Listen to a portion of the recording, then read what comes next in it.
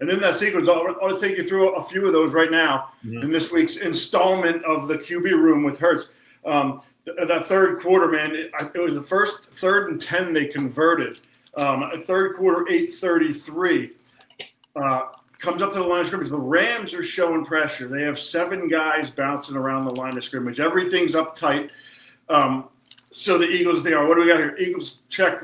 They run the mesh route. You know, the mesh route, there were two guys coming across the middle. They're going to pick each other. Great man concept. The tough part is it's a horrible zone concept. There's only one route that comes in behind them, whether it's a deep sit or a bend in. I like the bend in version behind that. But that's the only throw available there. Well, they didn't blitz. They dropped 8 into coverage. He didn't panic at all. He just realized, hey, they're only bringing 3. He was calm and patient, and he waited for that thing to come into the hole, and he drilled Smith on a 15-yard dig into that hole behind those guys that sucked up. And to me, that was the best play of the whole season from the pocket, where he was looking for something, expecting something, didn't get it. It changed at the snap like it often does. He didn't panic. He didn't flinch. He just said, okay, I'm going to go with this. I got time. I'm going to bounce, patient, and let this thing come into the hole with my only throw that I have versus zone.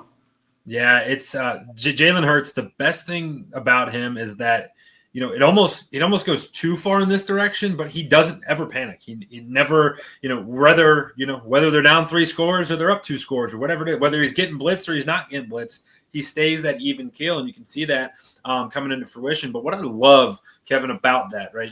We've all been, you and I for sure. We've had mesh up or however you called it. We had it in versions of storms. Okay, so one man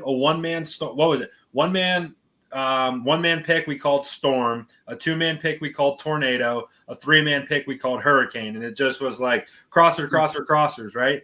But when you have that up and you love it. And then they drop zone. You're like, oh, shit. Excuse me. Oh, shit. We're in trouble.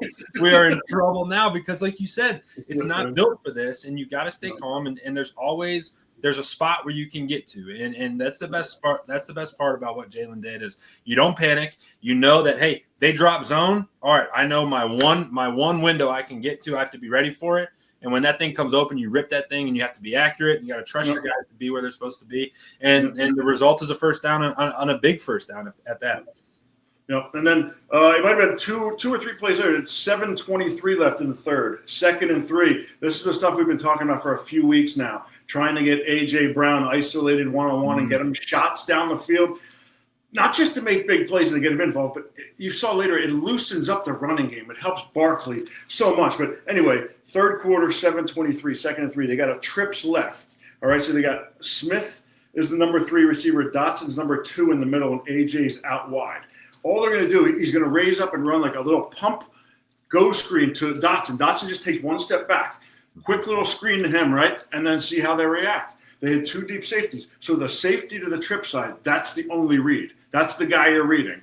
He bites on the pump and then jumps on Smith, who's running a little slant inside. So he's held down inside. Outside, you got A.J. Brown running a double move, little go. He blows by the guy by a yard or 2. The cornerback's one alone in the retreat position. You can see him just freaking out. Yeah. Doesn't go there with the ball. Forces the slant in between 3 guys, almost gets Smith killed.